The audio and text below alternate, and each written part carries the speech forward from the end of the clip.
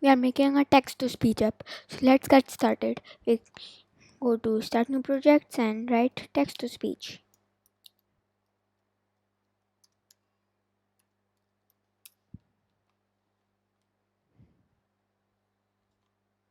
So now we will go to screen one properties and title is text to speech.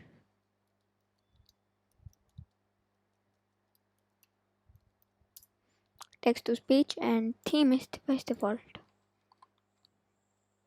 So now we drag one text box and we go to screen 1 and align horizontal 3 and align vertical to center 2, and now we drag one. No, the hint is nothing, and now we go to motions media and drag one text to speech. So now we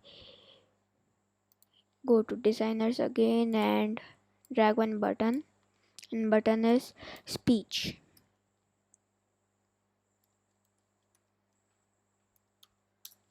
So now we go to buttons.